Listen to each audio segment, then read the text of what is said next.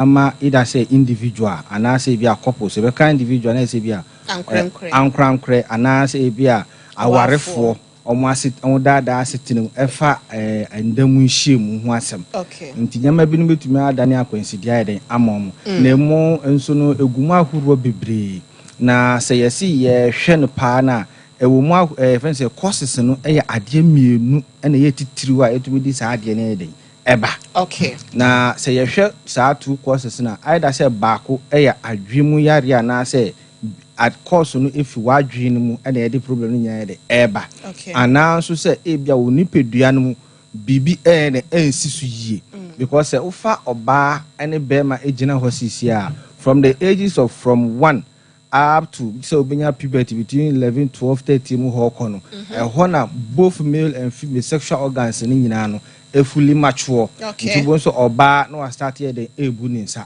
be man so bon se na we start nya pubic hair bi mu e woni baby ni voice so I den asesa man ni nyina so mo baby but the most differential effect ni say oba no bebu ni nsa be man no so no bia na wada na wanya bed wet kakra so I den e wo ho because I know no psychological so onya sa imprint no wona adwim so obeda sori na bia ne ho afoka so kakra fi ne be ma no aba eni nyina no so usually ta ba diasum na ye ko omo hwe adwim yare mu ne keka na psychologist mu ho na omo ka say sa ade no e wo say nya imprint or wadwim so that wunyi no definitely eno na etumi Kenya wakono e wo ni pedua no especially mbema no nti utumi hu oba bi se oyo tuntum so oyo kokko ana se ni mpokua se na esituatua so na afi na adwena ma reference point say oh those days na say that could be na unya sa feeling we bi no so wonni oba na nya nkitahudi a obetumi nya sa feeling ni bitubo se na afi na be ma na start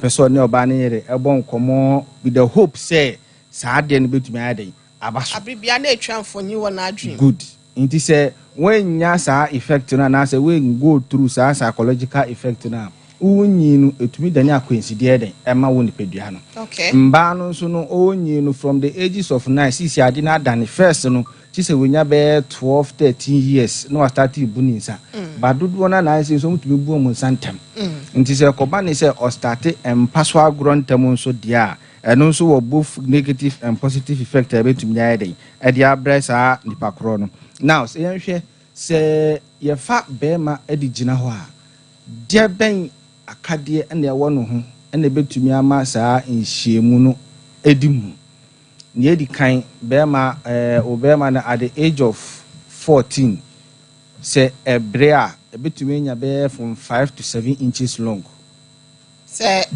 obema no ebremu a okay betumi nya from good betumi nya from 5 to 7 inches long na sa no yen satia no nkasen ne tenten no sen ne be say okay inches long yeah inches ni enim say de bia we ye inches obo ho na okay say what me don satia na ye ama ye hu ne tenten no wo hwe on satia na wo hu fiti onakos de hase no e ba kosoro kakra ma ye fiti onakos hase e ba hase no definitely and what say e wasen no be wasen no kra na ensin onsa mark we de e wa ha no line na etwa to no ida so obenya ne pepepe anase be wasen ne kakra eno free say kwadabrem kosi 14 years no kosi 14 years no akwada branti anase branti a wosi so no eni kwan say ne be ma ne bremu a wasen wonsa ne de etoso mienu no fi kokromoti ana wo kɔ ho no good but say onya from 30 years the possibility say ebenyi asense length no very high because by then no I am matured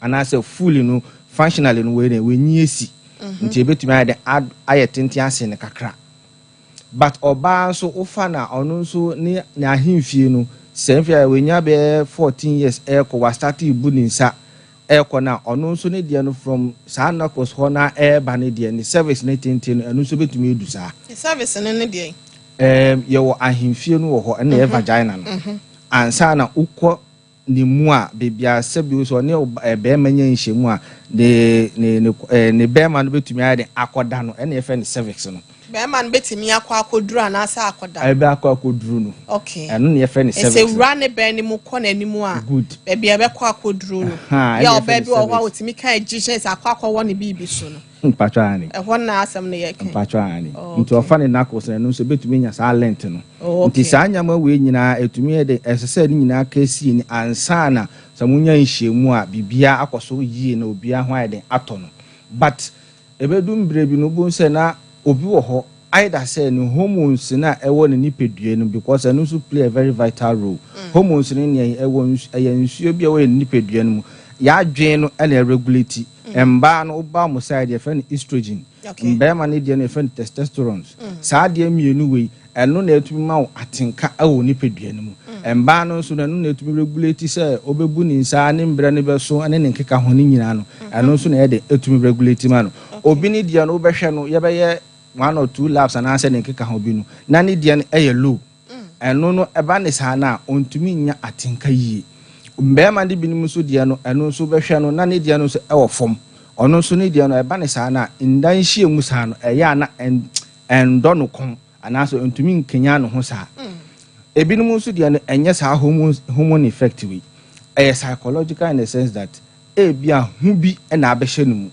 bema bi wo ho ohu oba sisi na no ho po normal ema no osuro ba okay nti ya na bia no monyom opane krampa ontumi enye se na no monyom obi wo ho no obetumi na oba akasa but se we hu oba ohia no na ohia na ne yem ahye no se hu abeto no so odo obi sa no eya din ema no se obetumi na oba no pa den akasa obi obakasa na no mbonyom but woman be the speed of 5 to 7 minutes be no say oba no to be twibe no oka 1 or 2 word bia no are building the confidence level no to ni oba na den edin kitan wodie but we ni de no oba na nkasa na wa be ne kura na problem ma no osuro ni yem hyehye no obehwe omu sa na either say onyi no certain things be akọ so wona brabo mu okay ene ne say bia ne nua ba bia na ne nua be ma bi woni oba bia koye sa ndan hyemu bi bia awo aba have effect our family ni so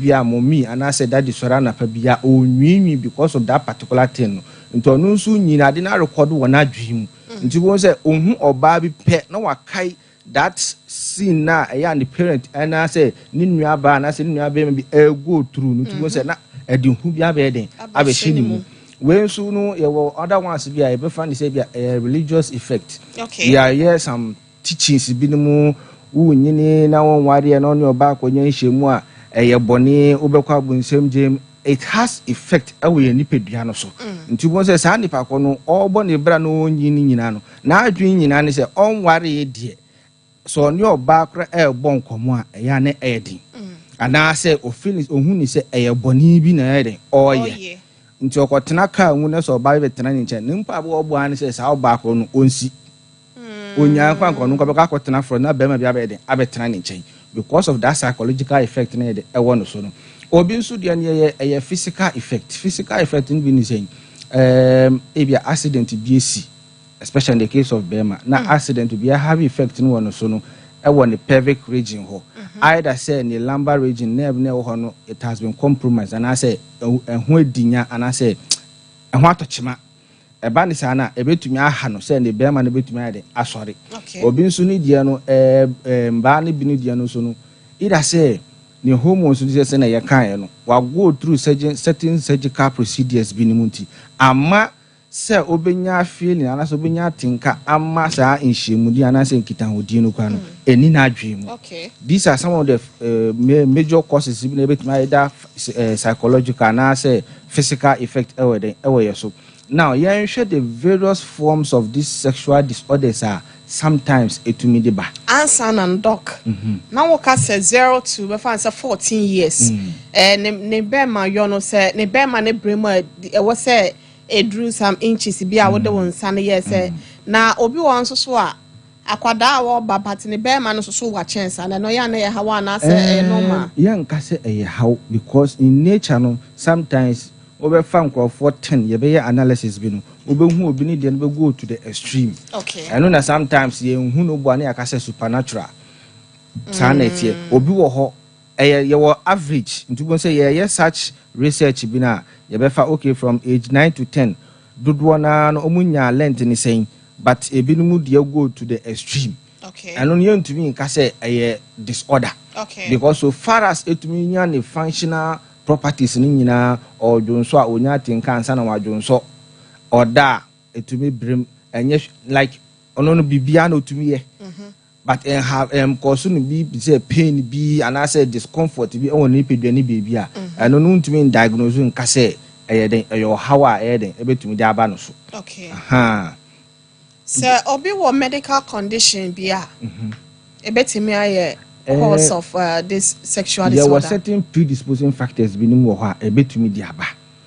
The kind amota certain medications to say hypertensive medication say will be a one hypertensive medication for more than 10 to 20 years. On to me find science in book and say Nembema Samono a cost of pepe na first in our wedding at Tiano.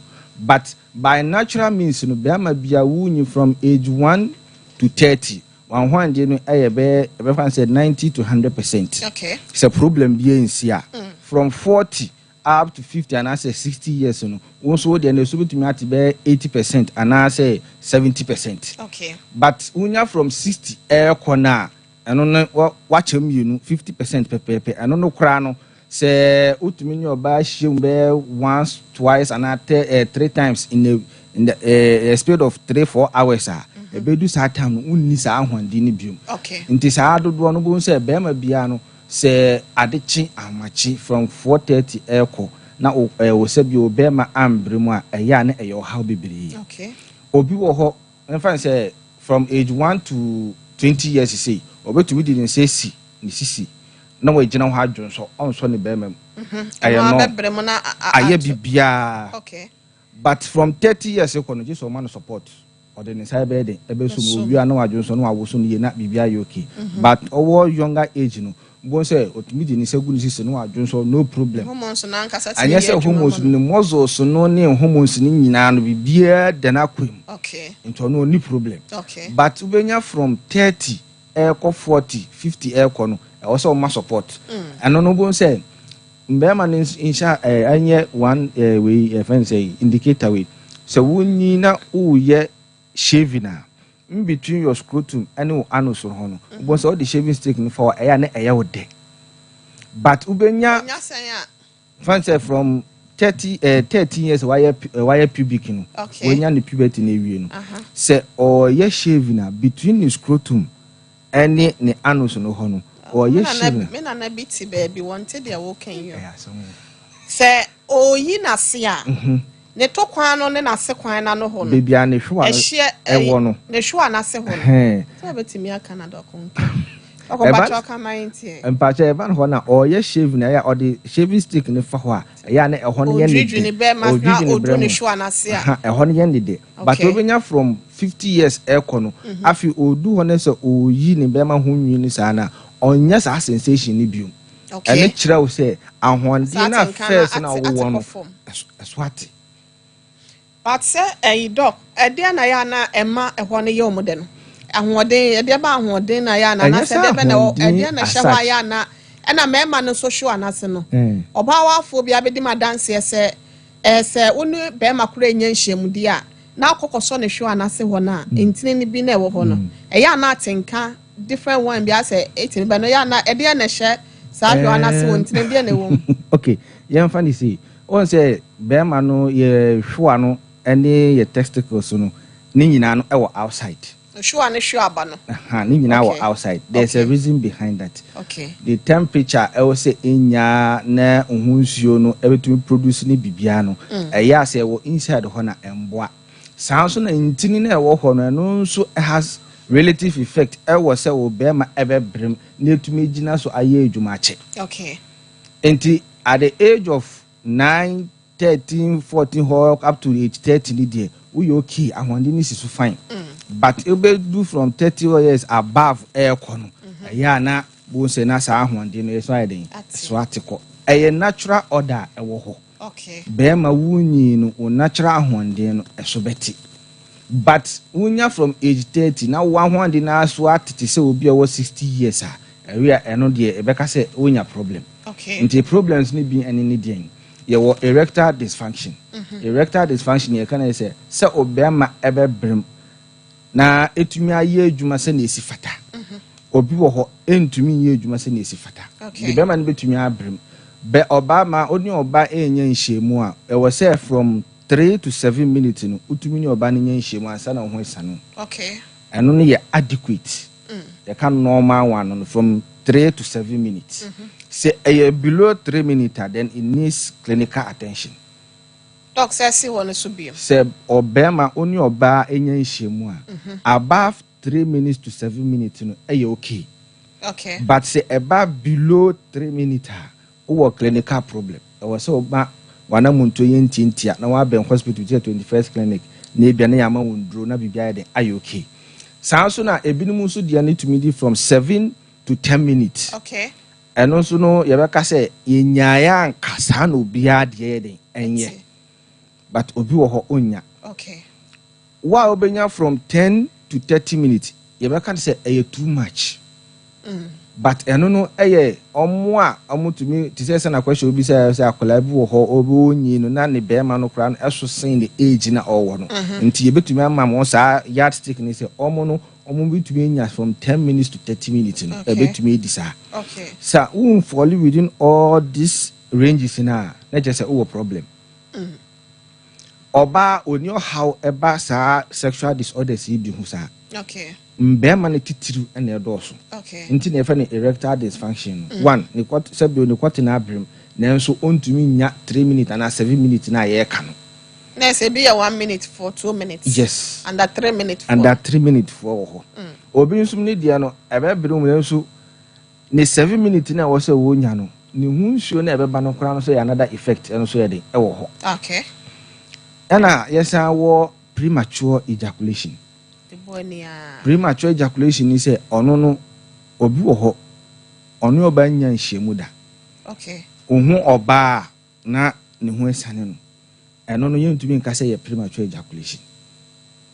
Say onam ho keke ana say onam ho keke bia ohu oba bi. Okay, na ni gye ne ho be say na ne hu esane no eno yentumi nka say premature ejaculation. Okay. Ne yanka premature ejaculation is say the seven ne kwate na abrim edit eko ahimfie ho na no wagye ono no yentumi classify say bia wonya 1 minute and say 2 minutes ono no minute no is under 1 minute obi o ho de ram wie odi ram ana ne ho adwudwu emema ne bia ne mo se aduro to enye duro to duduo na okay yenye wo consult room duduo na ebe ba ye nche ni sei no wo be ye proper history checking no bo say ne nkwala abrim ya ebe ne nyina no se bi watwetwe ne be mada.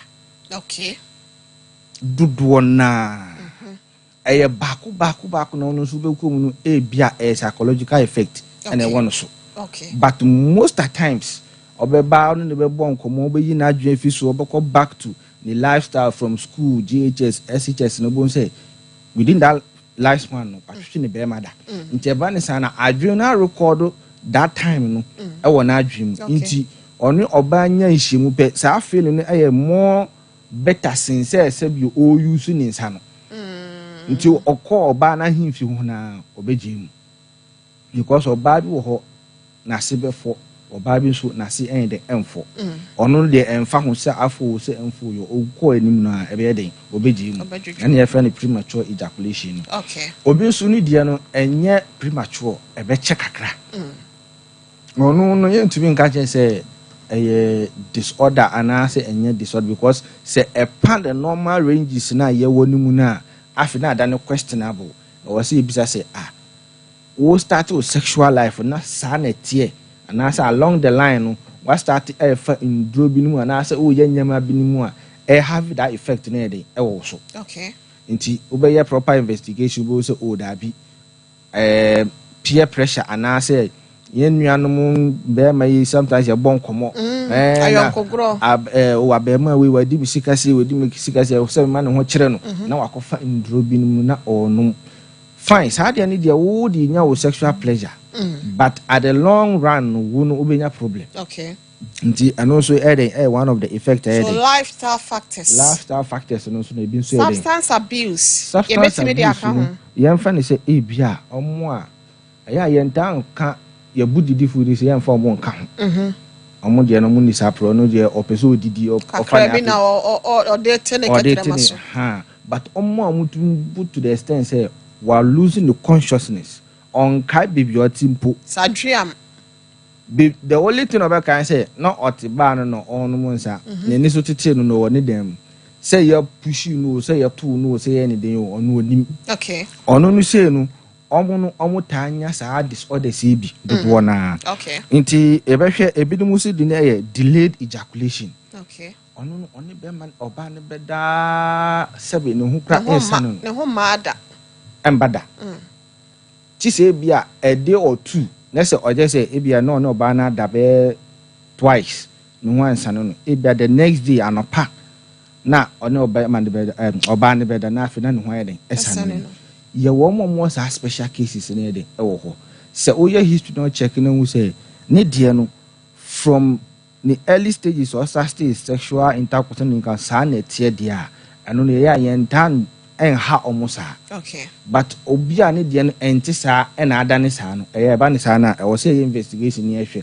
so that ma daachi enkwenim enkofo how bia den e fambre no okay ebinum so dia no ida say on say droben na hunsuo no be femu na ebe ba abonten no okay ono ne dia no e reverse eba na asan dan echi na akofa bebia instead of bebia fan say ojo so na ebe fa aba no nti bo so no nse no ono ba ne beda enso no hu na de ensane no okay bo benya sa sensation ni say ne hu ebe de ebe sane no but bo so na aye reverse akobebi foforo uta nyinya sa symptoms ana say types we ya bobo so nyina na e wo say o seek clinical help omo de ne psychological no eya na enye din ti say omo de na eya clinical no okay because psychological no de as time goes on oni ni nya kasa yi na counseling na guidance nkakra na eya no otumi eden enya solution e ma no na ya nhwe mba no so de no obi wo ho oyefe no owo low libido no is as a result of form it's as a result of low estrogen levels ewo ni pedua no mu eno eye hormone na regulate oba bia ni sexual desire ne nkeka ho okay nti se ba ne se wo de no ewo form a definitely oba bi wo se bi wo se oni obema da ti se ya wadre na ansana wasati se woje wonya atenka be pusu ne da kosua kumai sa na oda ho se etimi asedu fochie eya na eya de ebinumu de no ohu ye nnuanum mba no omo asem ye din kakra ba enya din oba bi ho eye kasa keke obetumi ne ho betumi ade esa ne ho betumi afo adenti na sa oba no se ye ne na akasa ne ho afo obi die ye ne na akasa aye nyema bidimu akeka ho na still ne ho mfo a na je se eye problem okay so who ade no because aware for no bi no omo wo code names a omo use ebia ne paye obi anwumro pese nhemu koso a anopa na normal status a omo code names nti oba no ansa na ebedu anwumre no kwa no aye prepared for bema no okay nti eba ne sa na aye enyo house a but bible with all these code names ni nyina no hwe ene ebe fra rupin ana say enche ebe fra rupin kura no wo ho a ubeye dien ono ne die no hwe lemba ne hu nsa onya tinka nti we say ne wo say yema no nduro bi a ebe boost ni hormones no na estrogen levels na de akosoro omo nso mo de ne yesa no bekum no omo menses no nso no bo se na problem kakra ye de eso it say normal date ni be o say usually -1+1 say that bre no do a it say be pound be 1 or 2 days be and I say 2 or 3 days be earlier but ono ne de no betu be 1 week bi okay ono no ni stable menstrual cycle baba ko na 2 days abeka ho atwa biem na asaba kakra to ono ni stable so otanya oyo oba na owo 1 watenka no we chire na o menses no so atutu sisa na na chese uye nya one of these sexual disorders say ye bubo so ebinum so de no enye sa onyi no sabi obi tu ne mu na nti onya hu be ma sei pe na die ma hye no ana say ebia wako school na ya bo say ye this kind of relationship issues ana say ye bo say na ye kra ye won say ye be ma onya odu openi so na say obe say kra ho ne nyama na traumatized into onu say no eye din say be ma kra ben na so ne kasa obe den obe pene so ebinim so dia no because of this effect no one be ma ne benya nhyiemu na nso enije paase ye enije e won saa ndan hyemu no ono onya bi okay ebinom nso de na enye no a one be ma nya nhyiemu bia ono ote yaw instead so better down no ote yaw okay dodo na so be ye proper history be check no either say we nya sa ndan nhyiemu yare bi na wa manage ba wa manage ni ye we ntu ase yie na akoda ne complication especially in the case of PID, pelvic inflammatory disease EB. Okay. Into bones ono be ma nya nhyiemu bi at any point in time bia ono ote yaw onya de and there's nothing enjoyable about the whole sex. Okay. In Tebanisa na onu so nya one of these sexual disorders here the ebi.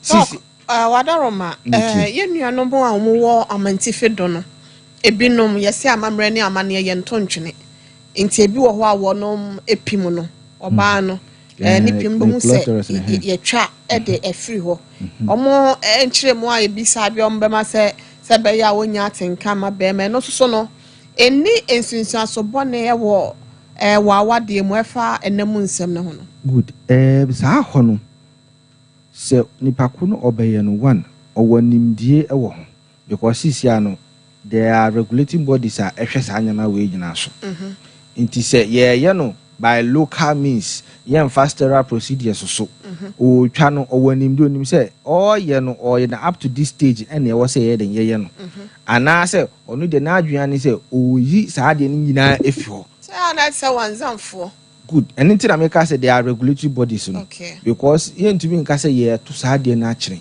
is something which is part and parcel of our culture okay but ye na ye fi ho a e wo so man tiase ne den eyeye na nkoba ne say bia wo pese wo toto bi na amane anasa amane bi amamre ne amane e wo fom no the ban is ana e betumi release tension bi e wo saa communication so okay. But say nipa ko na oye no o hu nimdie no betumi aye ne yi a no problem but say okoye no obro so a eno dey betumi have effect e wo saa mba no so docs are painful vagina mo bia painful vagina I don't know say spasm or say vagina osmosis no one say no sometimes can ko akira we say no nyina timi de saa de no betumi to that until I make see apart from say one be me normal if you ha ya dey say disorder sexual disorder so one be me nya nhyemude na ya wo ho eno no ye different from this vagina pains na ya okay to the bia ya no munya no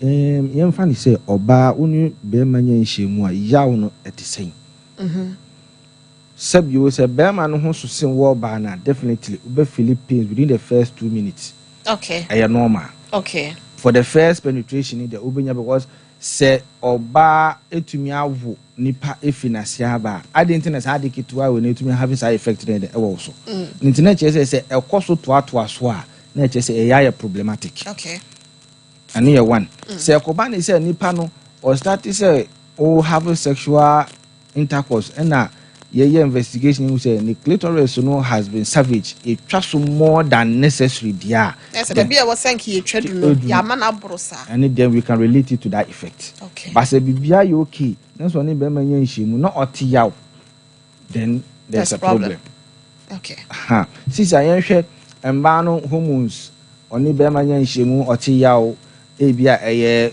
STIs and as PID problems be and awenya. Ebinim so dia no wenya ni menopause. Okay. Ano share de omo de ye ntumi nka say problematic sa but stage bi a we do na abrabo mu. Den a ebeba. Oba bia be go through that stage no.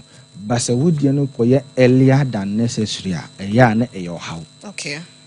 Mba no mo dia no sometimes e be check family history. Ne maame bi omo do sa menopausal stage ni entema na yes our history check is ni nya wi na sister you say onko na wo de na aba ntema na among the family ni nya obi a otumi go to that menopausal stage ni earlier na che say wo de no so ye den wonya problem e bi ye den e wo ho okay good sisi ayan hwe some of the treatment bi no a ye betumi de aye den e de ama this effect yi bi and I said disorders yi bi no say we are the type a unya erectile dysfunction and you say as a result of what you bear mother sexual enhancement no our advice men ko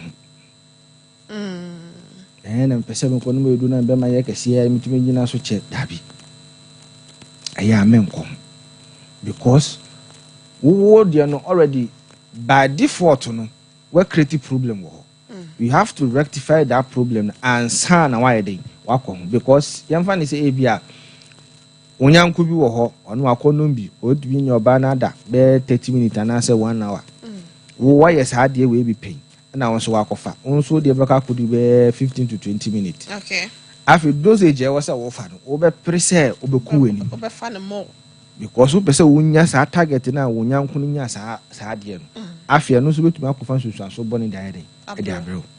Regular exercises a bois in that case, no pa.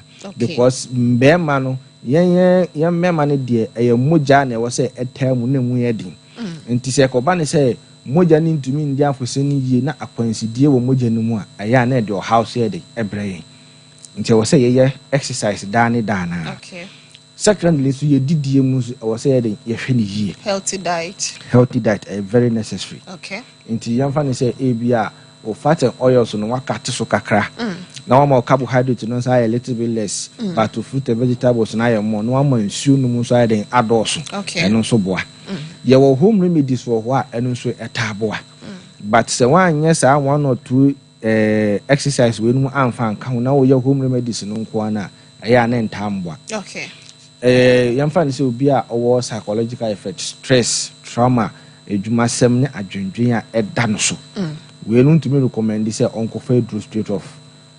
I was say only woman guidance and counseling. Na pressure na wa brabo no mu na manage stress. Manage stress na bo se na bibi anu na duru anu no. Okay. Enye so boka ko fa duru bi gidigidi no no dabi. Because sometimes mba na bi no mo aso wodi ayesa ay normal. Ebusua na wo febu nso o ma ma atwon o papa atwon o nua no mba atwon wa wo yere no nso. Gana kran so ayehye. She need ya peyompe o ho. Adwuma no so kolampo nso nkoso nti na dwendwen ne dooso. Nti we say need to be kan je se kono koto eduru no. But I say you manage your stress na dey amount. Eno ba for ma afina why okay. Dodo no ka say bi wa ko edwuma wa bre ntuntumi have sexual intercourse. Male situation su biom. Say wa bre said den na wonya good sex a very powerful medication edema wo oba ene be ma no.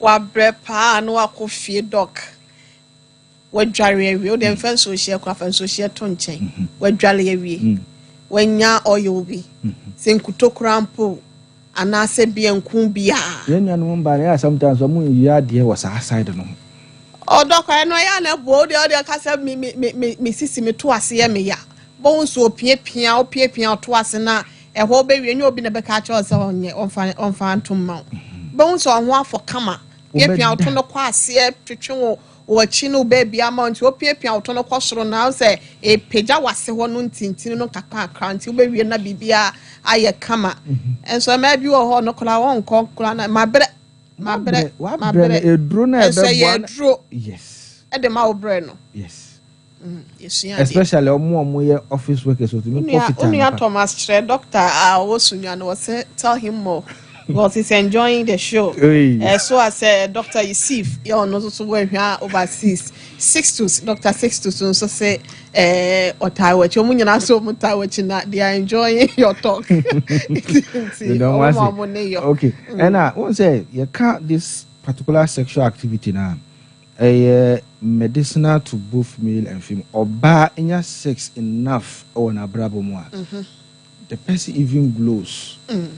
Na pomu din esisu uba upahwe oba ne fufu fofofofofo biegegegege ubekomu anu kwantanya no dodo na oba na nim nso atwintwam anti aging the wope eduro anti aging eduro papa pacho because you very powerful oh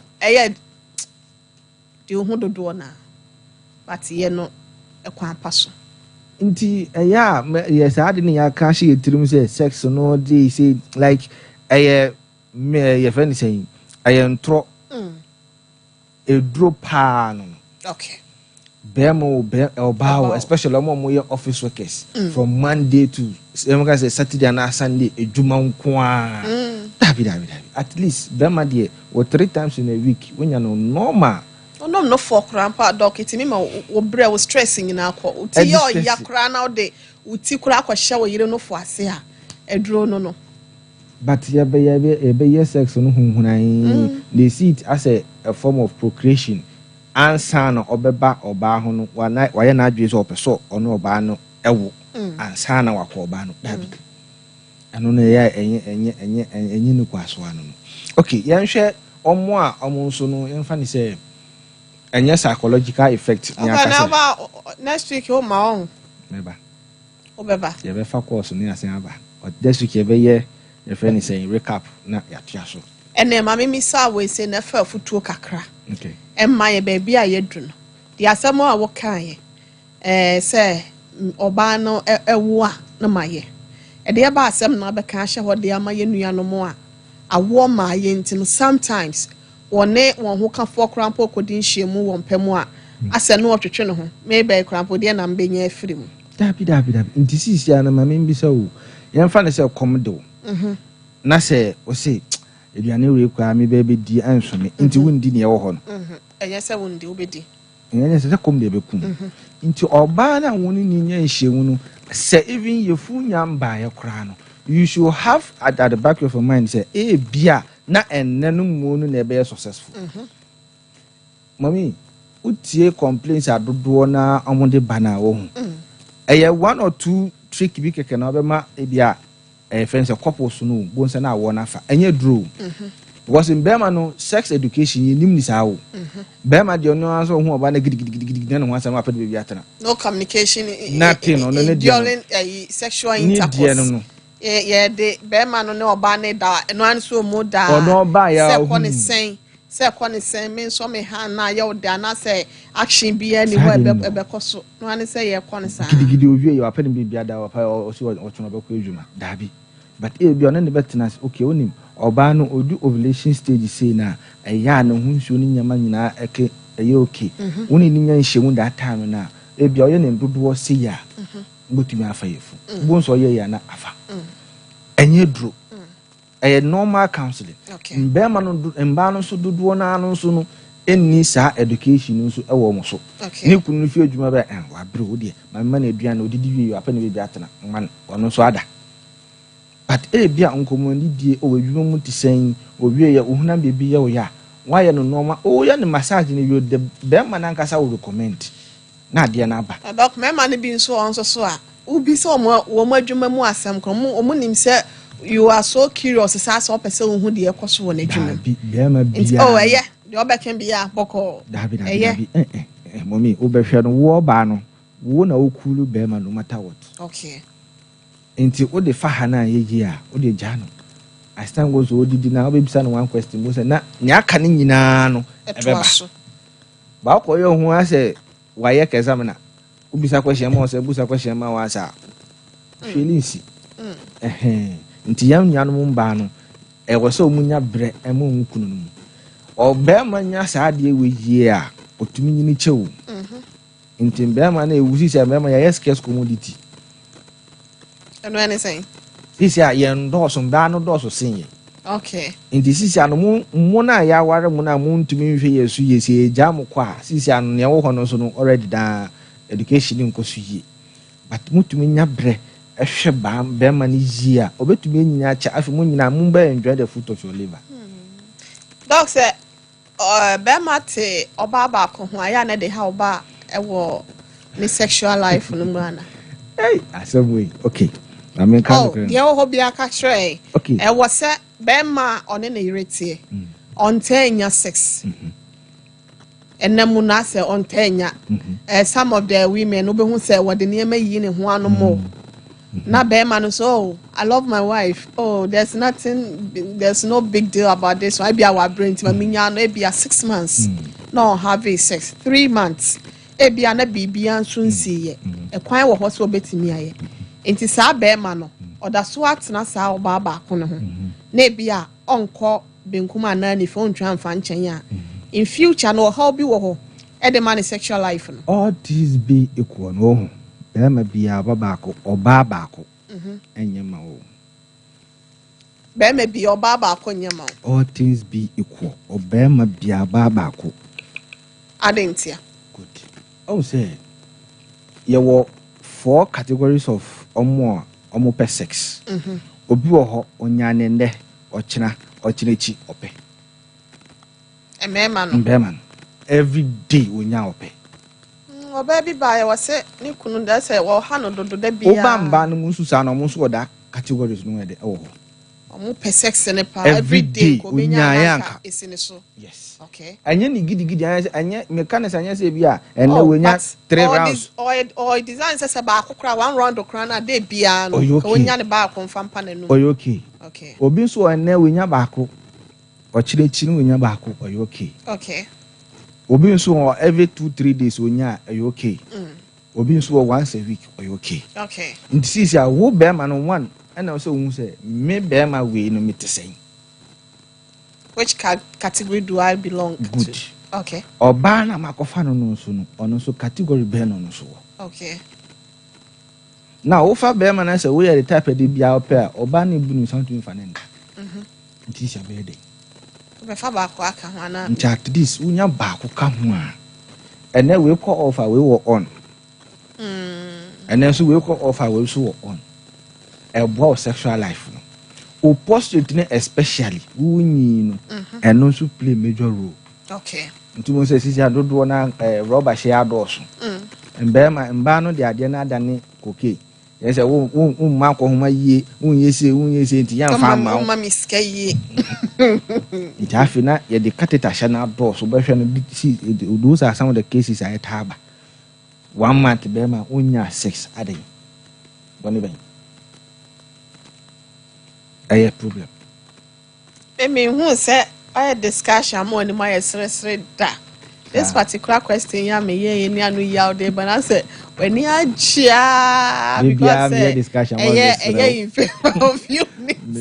Eti ekebe ya de no cry ya adwuma. Se be ma wo efu a e wo se wunya garden bi. Me nkase nya garden no. For health your friend is saying. Yam to your boss. We were traditionalist ho. Okay. You were Christians also ho. And you were Muslims also ho. Whatever believer uwo no. Ye ba aware mu a nhihye ho no. E wo say wudi so say obenya mienu so obenya miensa e wo ho. But obeka akofo ba waware no. No wasa akofa nechi. O say wo ko wo baby wo be ma no enya problem but sa responsibility na wo so as say obema oba na wo say hey sisi amuye mienu say ana say bibi sa no sisi wa ma sa ade na abedane ntokwa e wo sa mba de ntem dinu kura ne bufu kosoro se den opio wo na oya be ma wa wa de ba kwa aka no obe den so wo hu ade no nti enye say e bia wo nya garden ase bia because wo koka say wo nya garden wa wari o enso na ode adane enkola toto fefe agrodi ba dok yanka no kre se dok ye muslimini emra na ma nkwa mosom ne mra na ma ho kwan se obeware more than one good ana se tu obetimi akonim se 4 na obetimi aware 4 highest okay dok Christopher bebre ho a bible no mu nsem ne yesenke Paul kan ye na se enke be yanka oba bi be me bia no ene oba ba ko ena nkentena mekai adwa be ne wose Satan Paulo cancer na ne ho awu me pa cho sa de no wo de face fat enne Christopher dodo na wo ho a wo mo wo yire no mo ni wo muti but they are still playing around inti apomode yi no enke be ya oba e bia ne tem bia wo pe bia say wo ni be hia ennem no de ma wo de a it's okay but say bia on fa ma na bia wo kine wo kom e bia ne say wo ka prostrate ho asem say as time goes on, a time will come out. Ebia na enyensis as one is all prostrating so. I will say this is na wo kan. Aya na me pese me too religious because obi be fa no a sensitive education. Okay. Wo kan ono on fa on tin sample no nyanti ase no. Okay. But one question maybe say ebia yen fa say ofa the whole context of the Bible no. Wouldn't you find say ebia nipa ba ku bi aware more than 2 and 3. Okay. Ubenya bi. Inti, does it stop you from also doing it? Your faith. Inti na me can say wherever you belong to, when it comes to marriage and sexual life, there are certain contexts of why it may be. Okay. into go by that. Okay. Din shishe ene wo osom no mu awo ne mo. Eno ye simple. Okay. Men ko kase e bia we say dabi because mbra ayam nipa da sani ba ayam mbra na odinam. Okay. Sebi o ukwa adware asisi a untumi nka se obeye den obegina ho na wa hye watare na odi adware dabi. Aye den a obeyi hu betu nsu egu ho ne nkeka ho ayam mbra aye den ewo ho anase enhyehyɛ a natural order. Until wherever you belong to, follow that order. Okay. One say, yeah, can you know, fa your friend is saying gay for any lesbianism for any famba because in by money be no ho onya yanka obefa ne yire efinichi. In by money be mo ho yesa. Mba ne bi no ho mo ni ji hu, mba ne bi no so mo ni nji hu. O de man fi ni anim a obeje busisi a. Okay. Be man. But offer oba ni chi a obeche kama ama no ho aton. Ade ntina ya na ba ne sa. Enna me ka say at the age now all started sexual life no o ye nyama binum ya den ka ho. Obi a kwa twetwe ne bema biada. Definitely onye oba nya nhemu fi ni anim a aya o jemu ntem. But immediately oba have intercourse from obi ni chi no. Eba ne say wonya different offer say wa upgrade. From that particular activity na woman to go so obeche. Okay. But once a year born common ya amfa ho because a very sensitive issue. Sure. Near was a way no advice the public no because we be 80 nti anu so no sa kakra na ebe de ye be ka fa ho. Ebusia Dr. Hassan ena ofri oboase 21st clinic abano doc. There are so many questions. I was say you be safa so ene ye mfa course ne ne. Okay. Yankopon ya adoma da se ne oba o ye recap kakra questions ne wo ho no. Yetimi ama de ato so tiawa we pick more course. But answer na ye be sorry aka ye minute kakra bi na ye ko. Ye mo 21st ho nkomo. Okay. 2 minutes. Okay, na ye sorry. 21st clinic ya pomudin so e bia ye sa yarwa bebre dodo na ye yarwa na ye sa no enya brofo nduro na ye treat sa conditions we no to say ulcer, diabetes, hypertension, stroke ne keka enya brofo nduro ye ya hahama e wo ye kuro mi mu a na ya dosu ko e wa adisuemu na ye hu anu aduro ne ye de sasa yare no na mom ne ya kwadiri yi pa wo mu na ye sa sciatica condition no eno no se e bia obi wo ho ne tu dua na nkasa no tumi ya ne ya o sori ati so odi ne so mu sei no wa pege no mu ansa na wo ye the type a wo nya sa effect no wo so a o so mo na mo ntu e ye de e ntije wo 21st clinic wo nso a wo hwe ni mi se e bia wo benum pressure nduro na ye bibiduro na daachi we fi san nduro no so man ko have effect bia wo so na diabetes and I said diabetic medication obetumi aben 21st clinic ye wo machine treatment ho ye machine treatment ye binim wo omo menses ensisi so yie because wonya sciatica condition na wa ba na wonya menses you be ka so wontumi ye san fidie we then inversely no wo menstrual problem na say wo yes a machine definitely menses na be dey e be sisi so yie e dey amount omo nso omonya ndan hyimu yare wanu medo na tiko wa na asaba no wasanu medo na tiko e wo mu na asaba be careful especially oba because a bit me si wa wo won kwan see sexual disorders e bubo so yes I can say e don so have effect e wo so nti wo say wo ben apromedi so e bia e betumi aden etu ase kura de hede e de amount na hwan de ato saa so ne yennuan mo mbe ma na omu prostate no e wo aya problem amomo it is scan services say ye 21st clinic nanka on the normal sense no oba unware ye ne sa na say wonwo ye no wenya the ages of 30 o say afi bia no to be scan twice we scan wa check say okay fibroid ne nke kan bibia da okay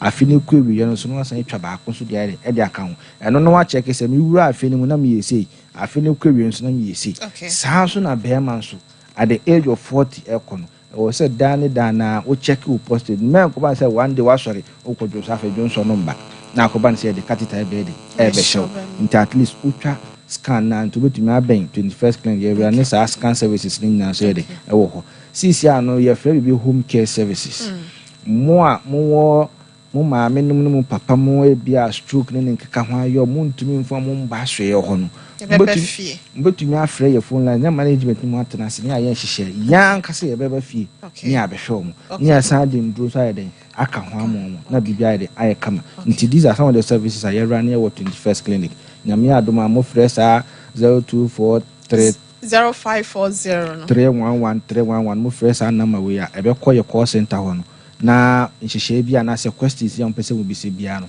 motumi bisa ye branches no de a dozen 15 yes ye will be wo Accra Domi Kaswa Tema ebi dum wo de e wo ho sanso na oba Takra de Kufori dua ye wo branches ni bi nso ye de e wo ho Jaboso Techiman Sonyane ni nyina ye obi nso ye de Goso good nti wo frɛ saa 0540311311 na bibi ogine bia wo Ghana bibia no the bema direction wa bend the closest one e wo eben na yakone aye running services na mo yeah that's it ebusian kranza also ye kira kwan e wo ho ye ben children's park no sunyane regional hospital first gate no ne hwe ne mo pe e na ye wo Kumase enso eye ehwa overseas Alpha Radio enchen wabusia fa bay na efre ne ne wo entwetwe enkomo ene de akasa fa ho emisra doctors no ebi ekita ahoma nti frɛ kwesen bia pese obi sansa na next week aba amia peke eye course ni bi wo studio ha no